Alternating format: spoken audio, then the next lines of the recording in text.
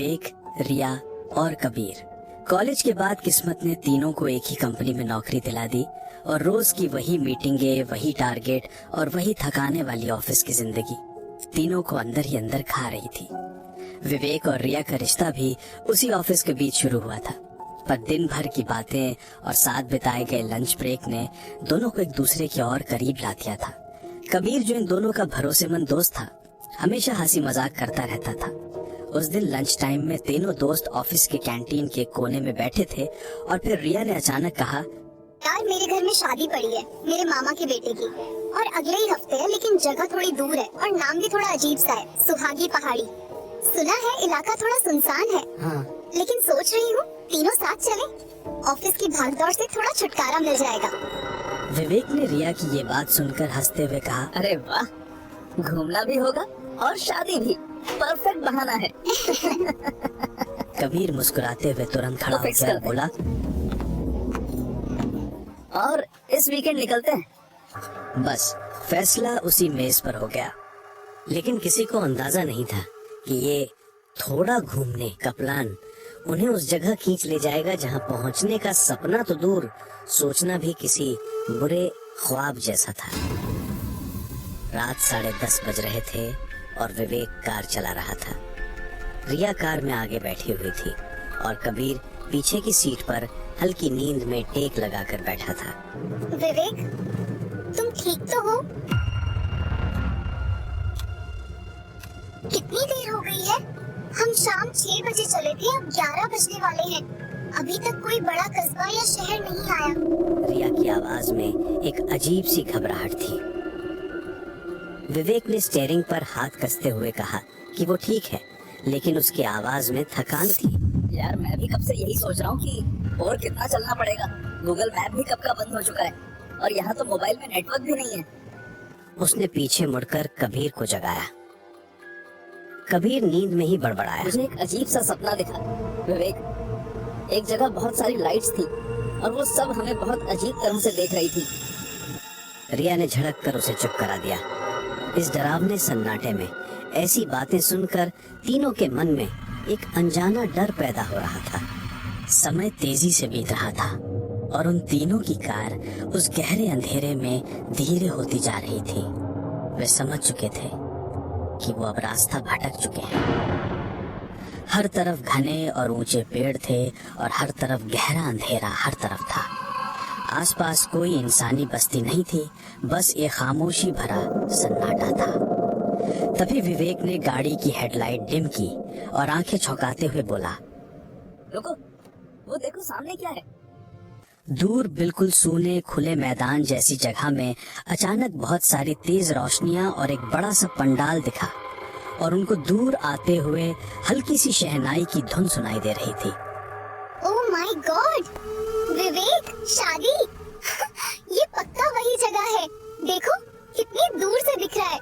कबीर तुरंत उठ गया और खिड़की से झांकते हुए बोला, वाह, इस सन्नाटे में इतनी बड़ी पार्टी, ये तो फिल्मों जैसा लग रहा है। बस यही जगह होगी, चलो चलो। उस वक्त तुम तीनों के लिए वो रोशनी उम्मीद की एक किरण थी। उनकी थकान, उनका डर, सब कुछ खत्म हो गया। उन्हें जरा भी अंदाजा नहीं था कि वो रोशनी किसी उम्मीद की नहीं, बल्कि किसी जाल की शुरुआत थी। विवेक ने कार को खेत के कच्चे रास्ते पर उतारा। कुछ दूर चलकर एक छोटा सा लेकिन भव्य एंट्रेंस गेट दिखा। तीनों कार पार्क करके पंडाल के पास पहुंचे। वहां का माहौल पहले तो सामान्य लगा। लोग शादी के जोड़ों में थे, खाना खा रहे थे, लेकिन उनके चेहरे थोड़े फीके थे, जैसे उन पर कोई भाव ना हो। नमस्ते अंकल। क्या ये मेहता खानदान के बेटे की शादी है? हम उनके रिश्तेदार हैं। वो व्यक्ति जिसकी उम्र 50 के आसपास रही होगी, उन्हें बहुत अजीब तरह से घूरता है। नहीं बच्चों, ये तो पांडे जी के लड़के की शादी है। शायद आप लोग गलत जगह आ गए हो। रिया, विवेक और कबीर एक दूसरे को हैरानी से देखने लगे। कबीर ने बोला, अरे यार, ये कैसे हो सकता है? अब क्या करेंगे हम लोग? अरे नहीं, अब क्या करें? विवेक, सुबह होने में अभी बहुत वक्त है। हम इतने सूने रास्ते पर अब कहाँ ढूंढेंगे? कबीर ने घबराहट में हंसने की कोशिश की। अब तो हमारी नींद और थकान सब खत्म। अब मेहता जी की शादी ढूंढने के चक्कर में जंगल में ही ना सोना पड़ जाए। आप लोग थक गए होंगे, एक काम करो, खाना खाकर जाओ। आप अब हमारे मेहमान हो। रात हो चुकी है और आप इतनी दूर भटक कर आए हो। हम गांव वाले मेहमान को ऐसे खाली हाथ नहीं जाने देते। विवेक को कुछ भी ठीक नहीं लग रहा था, लेकिन थक चुके होने के कारण उन्हें लगा कि थोड़ी देर रुकना ही ठीक रहेगा। रिया भी सहमत थी। तीनों ने थोड़ी सी हिचकिचाहट के साथ अंदर जाना शुरू किया। वो अजनबी व्यक्ति उन्हें अंदर जाते हुए घूरी हुई आंखों से देखता रहा। जितना वे उन रोशनियों के करीब जा रहे थे, उतना ही उनके दिल में एक ठंडी सी लहर उठ रही थी। पंडाल के अंदर शादी की रस्में चल रही थीं। दूल्हा दुल्हन मंडप में बैठे थे। पंडित मंत्र पढ़ रहा था। शहनाई की धुन हर तरफ गूंज रही थी। सब कुछ सामान्य लगता था, लेकिन वहां बैठे लोगों का व्यवहार अजीब था। माहौल खुशियों का था, पर चेहरों पर खुशी नहीं थी। आंखों में सिर्फ एक खालीपन। रिया ने कबीर के कान में फुसफुसाया, इनको देखो कबीर, कोई बात नहीं कर रहा, बस इधर उधर घूम रहे हैं और हमें ऐसे घूर रहे हैं जैसे हम कोई अलग ग्रह से आए हों।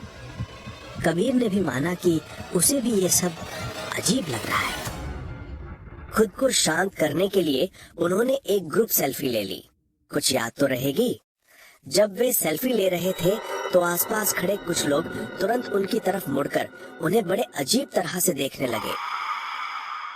विवेक ने जबरदस्ती हंसते हुए कहा, चलो अब थोड़ा खाना खाते हैं, भूख बहुत तेज लगी है। तीनों एक टेबल पर बैठे। खाना सामान्य शादी जैसा दिख रहा था। परोसने वाले लोग बिल्कुल खामोश थे। दाल तो बहुत अच्छी लग रही है, चलो शुरू करते हैं। रिया जैसे ही अपनी प्लेट में पहला निवाला डालने वाली थी, उसकी नजर नीचे गई। उसका चेहरा सफेद पड़ गया। घबराई हुई आवाज में उसने विवेक से पूछा,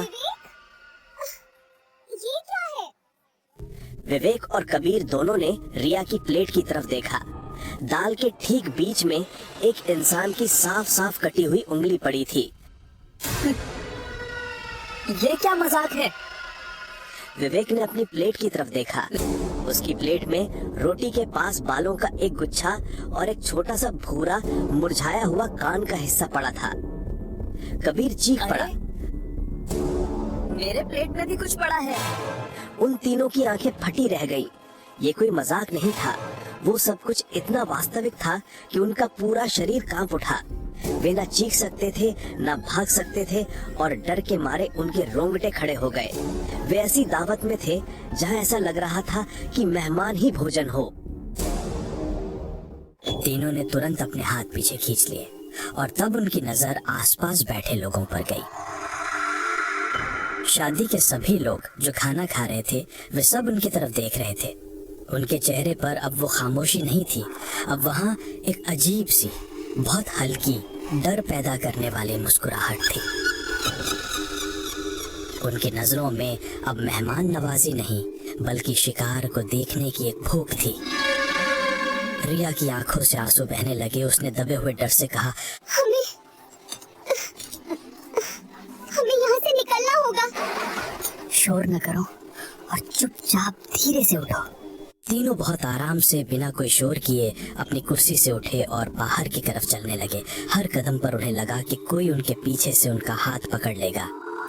पंडाल से थोड़ा दूर गेट की तरफ पहुंचकर विवेक ने घबराहट में अपना फोन निकाला। वो सेल्फी को देखना चाहता था जो उन्होंने थोड़ी देर पहले ली थी। वो सेल्फी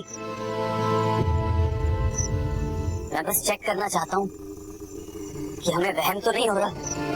विवेक ने रिया और कबीर से कहा। विवेक ने गैलरी खोली और जब उन्होंने तस्वीर देखी तो उनकी रूह कांप गई। डर की पहली दीवार टूट चुकी थी। सेल्फी के बैकग्राउंड में जहां हजारों लोग होने चाहिए थे, वहां सिर्फ और सिर्फ गहरा अंधेरा था। पंडाल की दीवार, एक खाली कमरा और बस तीनों दोस्त। रिया की सांस तेज हो गई। लोग कहाँ हैं? हमने तो ये तस्वीर उन सब के बीच में खड़े होकर ली थी। ये क्या हो रहा है? हमारा वीडियो और हमारी आंखों की सच्चाई अलग क्यों है? ये शादी असली नहीं है। उस वीडियो में उन तीनों को उस जगह का असली चेहरा दिखा।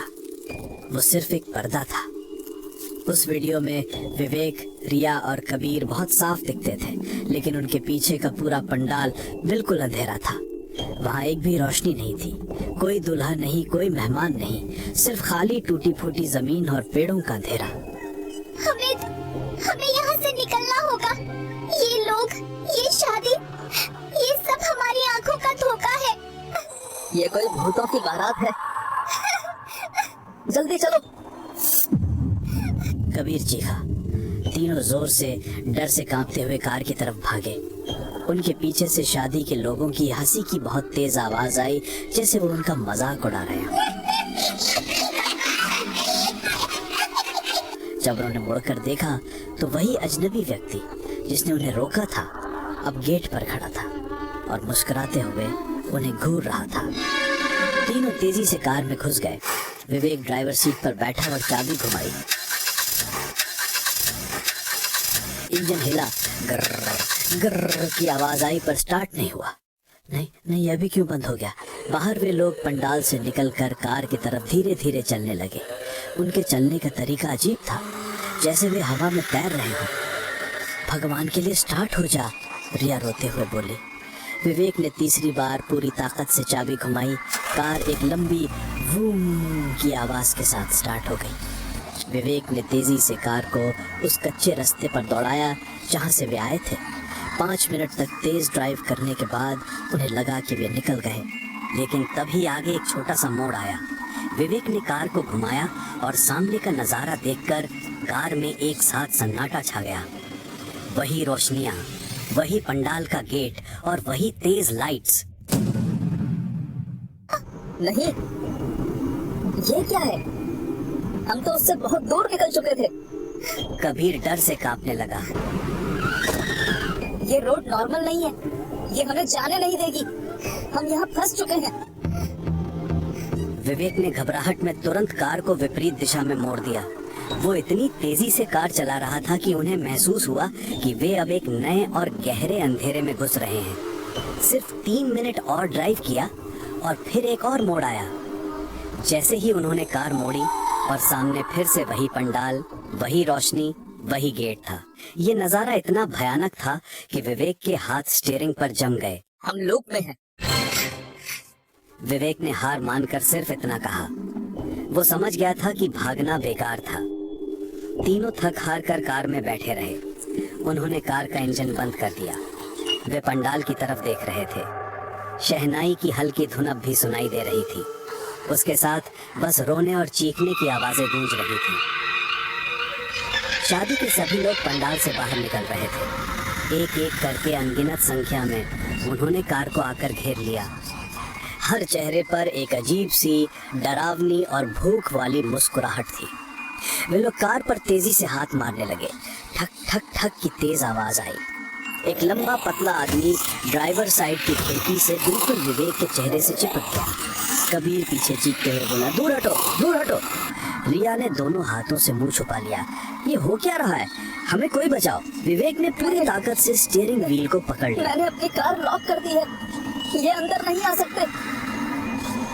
उन लोगों ने कार को जोर से पकड़ लिया, तबीयत से खींचा और कार के शीशे चरमराने लगे। तभी सामने ड्राइवर की खिड़की पर एक भयानक आकृति का चेहरा चिपका। उस आकृति ने अपना नुकीला पंजा जोर से शीशे पर मारा। विवेक चीखा। वो स्टीयरिंग को पकड़कर जूझने लगा, लेकिन कार के बाहर खड़ी कई सड़ी हुई लाशों ने मिलकर विवेक को दरवाजे से झटके के साथ बाहर खींच लिया। रिया की चीख पूरे जंगल में गूंजी। वो और कबीर दहशत से कांपते हुए कुछ नहीं कर पाए। विवेक जमीन पर गिरा। इससे पहले कि वो उठ पाता, शादी के लिबास में लिपटे वे सारे भूखे चेहरे उस पर टूट पड़े। अंधेरे में सिर्फ चीखने की एक भयानक आवाज आई, जो तुरंत मास्क उतरने की गंदी आवाजों में बदल गई। रिया और कबीर खुद को कार में दबाकर दहशत से कांप रहे थे। अब वो भयानक भीड़ अगले शिकार की ओर भूखे भेड़ियों की तरह आगे बढ़ी। उसी क्षण कार के अंदर डर की उस चरम सीमा पर रिया की चीख निकली, और वो चीख इतनी तेज और इतनी भयानक थी कि पूरा जंगल का सन्नाटा भी टूट गया। उस तेज चीख के बाद जंगल में अचानक मौत जैसी चुप्पी छा गई।